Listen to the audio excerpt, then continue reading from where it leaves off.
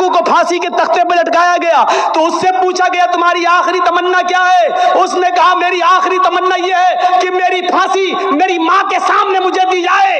उसकी माँ को बुलाया गया, कहा तेरा बेटा तेरे आंखों के सामने मरना चाहता है। सुल्तान डाकू की माँ की आंखों में आंसू आ गए। पुलिस वालों ने पूछा आखिर माँ के सामने तुम क्यों मरना चाहते हो? उसने कहा ताकि मेरी माँ देखे मौत के वक्त पैर कैसे तड़पते हैं, हाथ कैसे तड़पते हैं और रूह कैसे निकलती है। कहा लेकिन तुम इसके लिए माँ को क्यों मजबूर करके लाए हो? फरमाया पुलिस वालों तुम नहीं जानते हो, जब मैं 8 साल का था, 10 साल का था, मेरी माँ ने मुझसे एक अंडा मंगवाया था। मैं एक दुकान पर गया था, मैं अंडा लेने गया था, लेकिन एक अंडा मैंने चोरी कर लिया था दुकानदार का और मैं उसको अपनी जेब में भर लिया था। फिर मैंने उसके पैसे नहीं दिए थे, वापस आ गया। मैंने जब वो अंडा अपनी माँ को दिया और पैसे भी वापस किए, माँ ने कहा क्या हुआ, अंडे वाले ने पैसे नहीं लिए? मैंने कहा नहीं, मैं अंडा चुरा लाया हूँ। तो मेरी माँ ने मुझे थपथपाया था कि बेटा हम लोग गरीब हैं, अच्छा किया तूने ये पैसा बचा लिया, किसी और काम आएगा। फिर यही से मुझे चोरी की आदत पड़ती है, मेरे हौसले बढ़ते हैं, फिर मैं डाकू बनता हूँ। फिर मैंने लोगों का माल लूटा और जब लोगों ने नहीं दिया तो मैंने उनकी जानें ली। फिर मैं बहुत बड़ा लुटेरा बन गया और इतना बड़ा लुटेरा बना के पकड़ा गया और कान इतना बड़ा चोर नहीं बनता, आज इतना बड़ा मैं डाकू नहीं बनता, आज मैं इतना बड़ा लुटेरा नहीं बनता। ये मेरी माँ की तरबियत थी जिसने मुझे फांसी के तख्ते पर चढ़ा दिया। तो मेरे भाइयों माँ की तरबियत ही कुछ हुआ करती है। माँ चाहे तो अपने बच्चे को डाकू बना दे, माँ चाहे तो अपने बच्चे को अब्दुल कादिर जिलानी बगदादी की तरह बुजुर्ग बना दे। ये माँ की तरबियत होती है। अब्दुल कादिर जिलानी बगदादी रहमतुल्लाह अलैह की तारीख कौन नहीं जानता, जिनको आज लोग बड़े पीर साहब के नाम से भी जानते हैं, जिनके नाम पर 11वीं की बिरयानी की डेग भी बनाते हैं। वो अब्दुल कादिर जिलानी जब 12 साल के थे, उनकी माँ ने उनको एक काफिले के साथ भेजा था, कहा बेटे हालात कितने भी सख्त हो लेकिन झूठ कभी मत बोलना। और जब चोरों ने और डाकुओं ने जब इस काफिले को लूटा तो इस बच्चे से पूछा अब्दुल कादिर से, तेरे पास भी कुछ है? उसने कहा हाँ है। कहा क्या है? 40 अशरफी। कहाँ है? मेरे कुर्ते के अस्तर में। अस्तर को फाड़ के देखा तो 40 अशरफी मिली। पूछा बेटा ये तो ऐसी जगह छिपी हुई थी, किसी को पता नहीं, तूने क्यों बता दिया? लड़के ने जवाब दिया मेरी माँ ने मुझे चलते वक्त नसीहत की थी कि बेटा हालात कितने भी खराब हो लेकिन कभी झूठ मत बोलना। मैंने अपनी बात, माँ की बात मानी है। चोरों का, डकैतों का, डाकुओं का असर खत्म होता है और रोने लगते हैं और कहते हैं ये बच्चा अपनी माँ की इतनी बात मानता है कि ऐसे मोड़ पर भी उसने अपनी माँ की नाफरमानी नहीं की, हम तो अपने रब की नाफरमानी कर रहे हैं। सारा सामान जो लूटा था सबको वापस कर दिया और सारे के सारे चोरों ने, डाकुओं ने तौबा कर ली। मेरे प्यारे साथियों, एक बच्चा जब अपनी माँ का फरमाबरदार बनता है और माँ की बात मानता है तो माँ की दुआ तमाम डकैतों को तौबा करने पर मजबूर कर देती है। मेरे प्यारे साथियों, ये माँ की तरबियत थी जिसने अब्दुल कादिर जिलानी को एक बुजुर्ग के रूप में पैदा किया है, एक बुजुर्ग के रूप में देखा है। ये माँ की तरबियत थी। इमाम अहमद इब्न हंबल अपनी मुस्नद के अंदर एक वाकया नकल करते हैं कि एक सहाबिया थी, उनके घर में एक बच्चा पैदा हुआ। एक सहाबिया थी, उनके घर में एक बच्चा पैदा हुआ। जब बच्चा पेशाब करता था तो पानी का लोटा उस बच्चे की शर्मगाह पे डाल देती थी। जैसी बच्चे ने पेशाब किया वो पानी लाती और शर्मगाह पे डाल देती।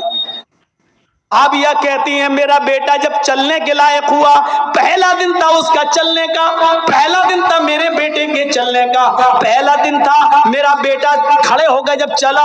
मेरे बेटे को जब पेशाब की जरूरत महसूस हुई तो उसने पानी का बर्तन देखना शुरू कर दिया। माँ कहती है कि मैं देख रही थी अपने बेटे को, जब भी वो पेशाब करता था तो मैं पानी उसकी शर्मगाह पे डाल देती थी। आज देखती हूँ मेरा बेटा चल रहा है, देखती हूँ ये क्या करता है। जब बेटा بیٹا پہلا دن چلنے کے لائق ہوا، پہلا دن تھا، تو بیٹے نے پانی کا پیالہ اٹھایا اور دونوں ہاتھ سے پکڑ کر دھیرے دھیرے چلا اور ایک کونے میں جا کر بیٹھ گیا، پیشاب کیا اور پیشاب کرنے کے بعد وہ پانی کا پیالہ اپنی شرمگاہ پہ ڈالنے لگا۔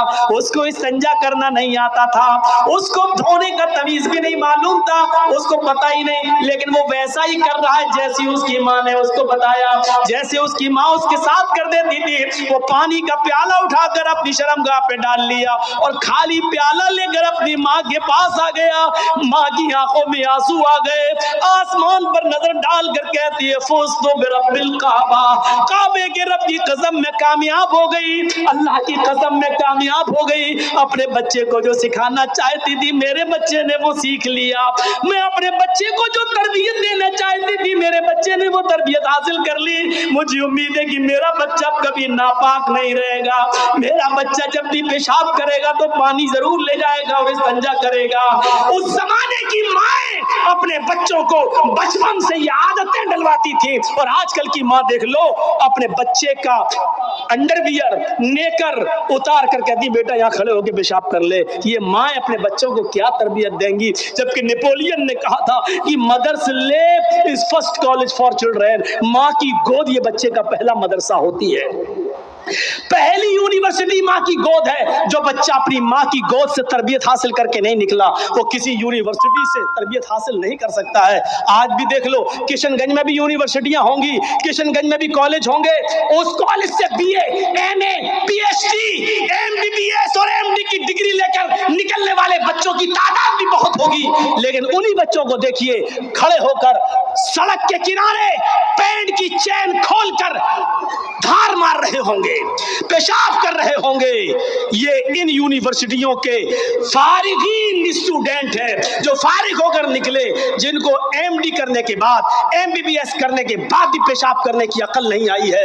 ان سے تو بہتر وہ کتا ہے جو کم سے کم پیشاب کرتا ہے تو ایک ٹانگ تو اٹھا لیتا ہے تاکہ اس کے اوپر چھینٹے نہ آئے۔ انہوں نے یونیورسٹی سے پڑھنے کے بعد بھی یہ کتے سے بھی بدتر بن کر نکلے ہیں۔ وہ یونیورسٹی ان کو انسان نہیں بنا سکی، وہ کالج ان کو انسان نہیں بنا سکے، وہ اسکول ان کو انسان نہیں بنا سکے۔ M D P H D کرنے کے بعد بھی آج کتوں سے بری طرح پیشاب کرتے ہوئے نظر آئیں گے۔ کہہ لینے دیجیے مجھے کتا گدھا جو کچھ بھی بولتا ہوں میں سب، آج مجھے اجازت دیجیے میرے بھائیوں، کہو کہ جانوروں کی اجازت مت بولو، ہم لوگ انسان ہیں، قرآن نے بھی جانوروں کی مثالیں دی ہیں۔ اولئک کالانعام بل ہم اضل، یہ چوپایوں کی طرح ہیں بلکہ ان سے بھی زیادہ گئے گزرے۔ قرآن نے کہا ہے یہ چوپایوں کی طرح ہے بلکہ ان سے بھی زیادہ گئے گزرے، ان سے بھی زیادہ گئے گزرے۔ جب قرآن نے مثال دی ہے تو ہم کیوں نہیں مثال دے سکتے ہیں؟ اپنے بارے میں سوچو۔ جرجیت صاحب شادی سے پہلے کس پہ سوتے تھے؟ دری پر، چٹائی پر۔ جرجیت صاحب کی شادی ہو گئی، جہیز میں ڈبل بیڈ مل گیا، مسہری مل گئی، بستر مل گیا۔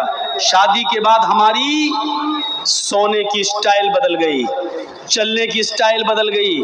جرجیت صاحب سائیکل پہ چلتے تھے، اب بائک پہ چل رہے ہیں، بڑے آدمی ہیں، فور ویلر بھی دے دی ہوگی ہو سکتا سسرال والوں نے، اب چار پہیے کی گاڑی پہ چل رہے ہیں۔ رہنے کی سٹائل بدل سکتی ہے لیکن محمد رسول اللہ 25 سال کی عمر میں جب 40 سال کی ایک بوڑھی عورت خدیجہ سے نکاح کرتے ہیں، خدیجہ عرب کی بہت بڑی دولت مند اور رئیس خاتون تھی، جب اللہ کے رسول کی شادی ان کے ساتھ ہوتی ہے تو خدیجہ اپنے ساتھ سارا مال بھی لے کے آتی ہیں، سارا خزانہ لے کے آتی ہیں، سارا بزنس لے کر آتی ہے۔ اللہ کے نبی صلی اللہ علیہ وسلم شادی کے بعد بھی اسی چٹائی پر، اسی اکیلے بستر پہ سویا کرتے تھے جو شادی سے پہلے آپ سویا کرتے تھے۔ آپ تعجب کریں گے، ایک بار اللہ کے نبی صلی اللہ علیہ وسلم جس بستر پہ سو رہے تھے حضرت عائشہ نے اس بستر پر لیٹ کر دیکھا جو کافی گڑ رہی تھی، فرمایا اللہ کے نبی کو یہ بستر کتنا گڑتا ہوگا، کتنا چبھتا ہوگا۔ حضرت عائشہ نے اس بستر کو دوہرا کر دیا، دوہرا ایک ہیرا تھا اس کو دوہرا کر دیا تاکہ تھوڑا سا نرم ہو جائے۔ اللہ کے نبی اس بستر پہ سو جاتے ہیں، تہجد کی نماز میں نہیں اٹھ پاتے، جب آنکھ کھلی تو فجر کا وقت تھا، فجر کی نماز پڑھانے کے بعد جب گھر پہ آتے ہیں تو پوچھتے ہیں عائشہ تم نے بستر پر ایسی کون سی چیز بچھا دی تھی؟ عائشہ تم نے بستر پر ایسا کیا بچھا دیا تھا؟ آج مجھے نیند آ گئی اور میں رات میں اللہ کی عبادت نہ کر سکا، تہجد کے اندر اٹھ نہیں سکا۔ فرمایا اے اللہ کے نبی بستر کے نیچے تو میں نے کچھ نہیں بچھایا، وہ بستر جو اکھیرا تھا اس کو میں نے دوہرا کر دیا، میں نے لیٹ کر دیکھا آپ کو کیسے نیند آتی ہوگی، وہ تو کافی چبھ رہا تھا، کافی گڑ رہا تھا، میں نے اس کو دوہرا کر دیا۔